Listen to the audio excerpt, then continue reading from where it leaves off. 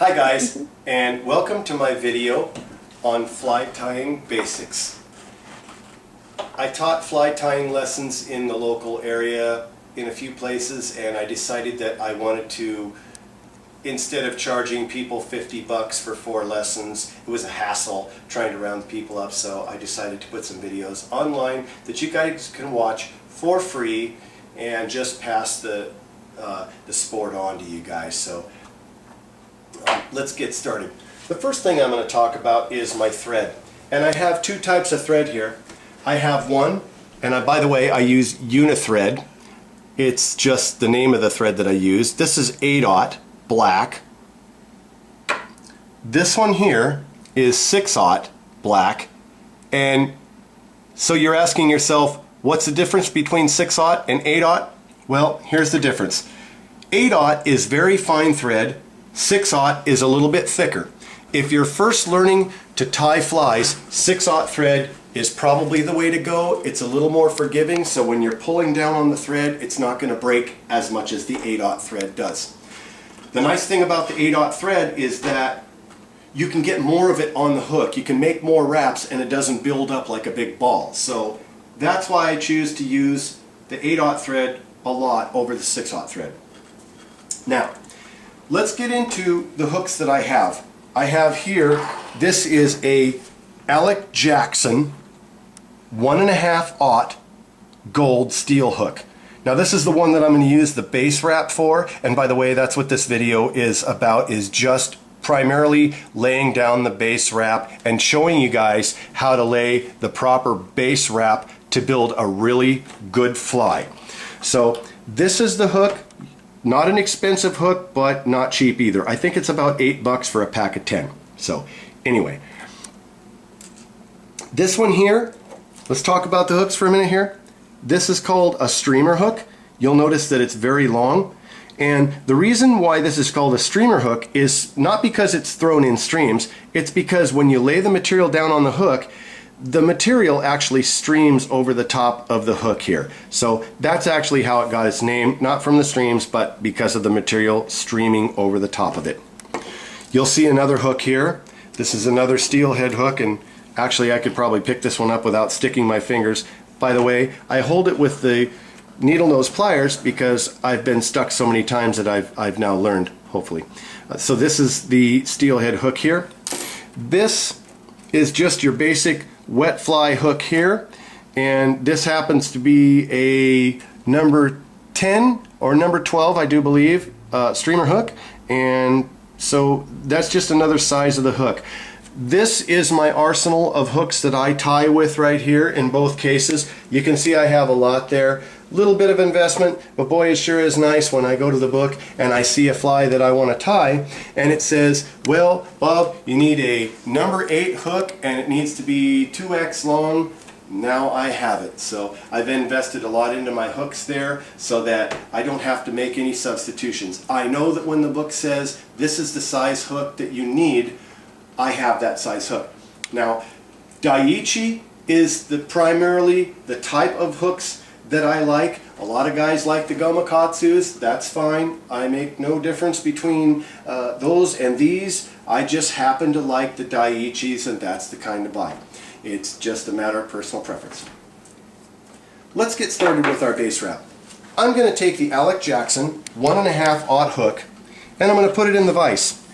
Now it's important to know where to put your hook in the vise because you don't want to shove it all the way down in there. You don't want to bury the base of your tip. You need to know where the tip of the hook is because that's important when we stop our thread wrap. So let's go ahead and lock this hook down in the vise, and we're going to lay down our very first base wrap. I'll show you guys how to do it.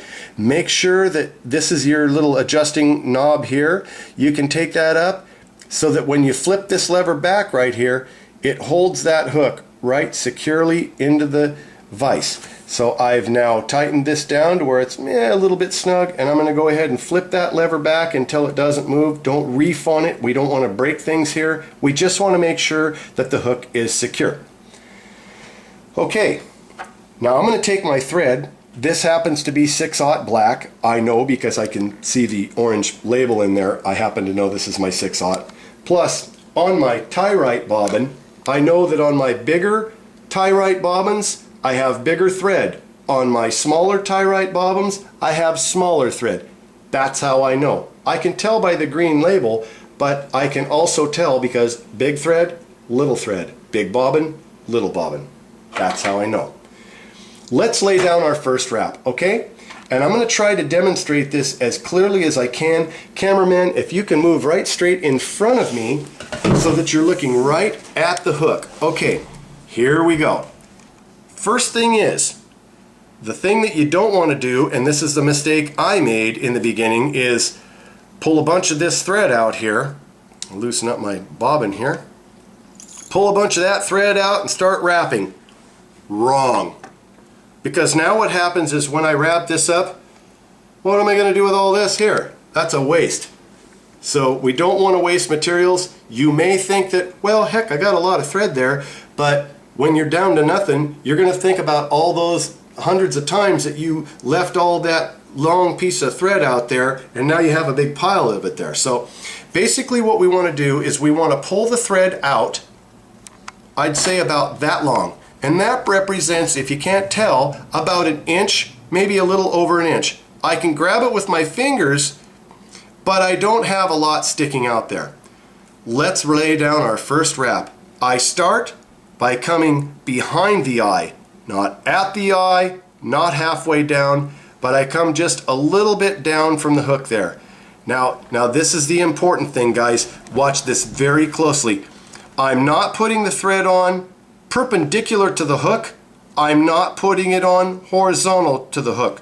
What I'm doing is I'm laying it down on top of the hook at a 45 degree with my hand on my side and to the back of the hook and the bobbin on the other side of the hook and to the front. Watch carefully. Thread comes around, goes back over the top of that thread.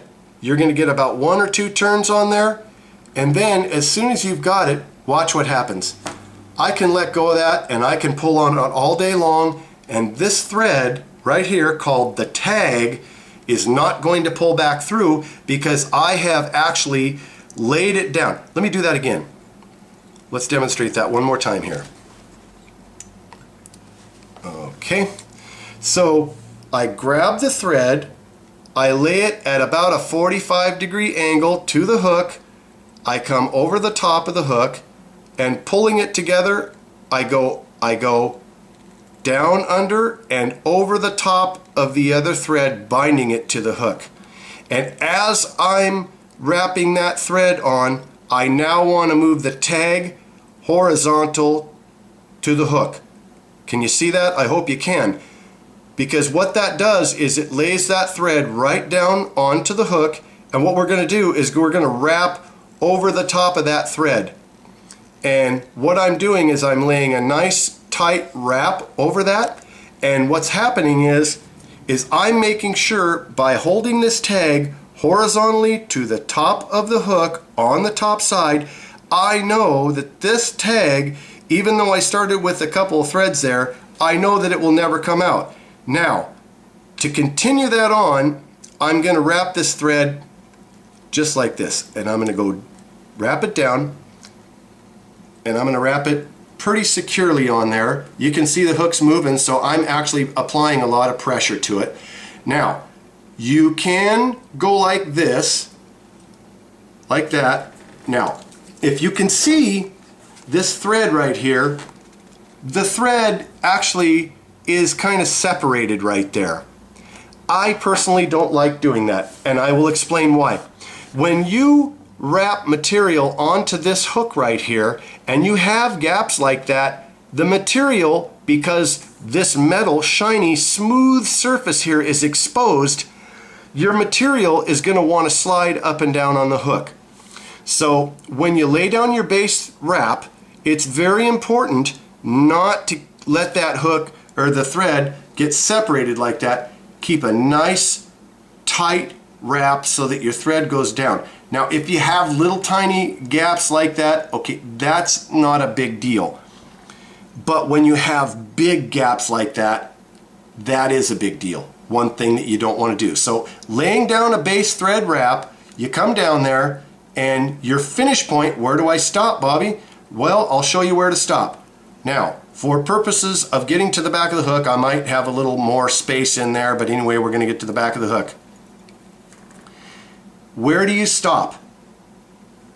You don't want to wrap all the way down to the end of the hook here because that's unnecessary.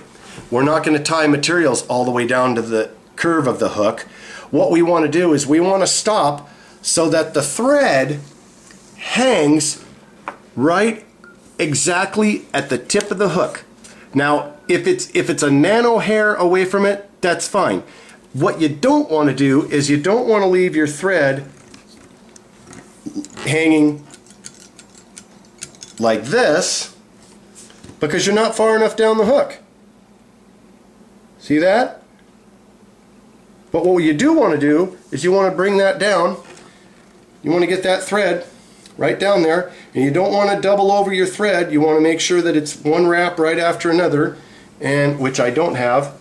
Okay, now see how I'm just a little bit over the tip of the hook? Now guys, it's not rocket science here. It's just not that critical. But what we do want to try to do, the goal is to try to get your thread to hang right at the tip of the hook, as close to it as you can.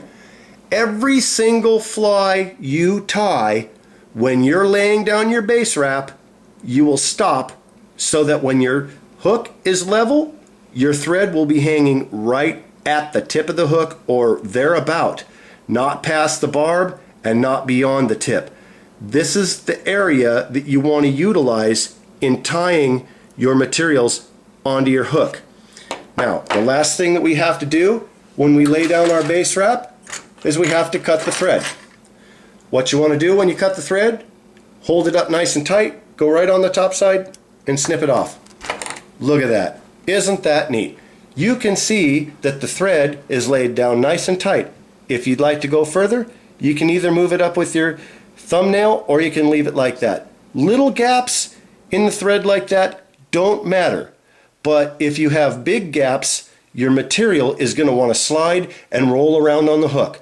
This is why you want a nice, solid piece of thread coming back. Furthermore, if you want to make it even stronger than that, in my first video, when I was talking about the tools, I mentioned the hard head cement.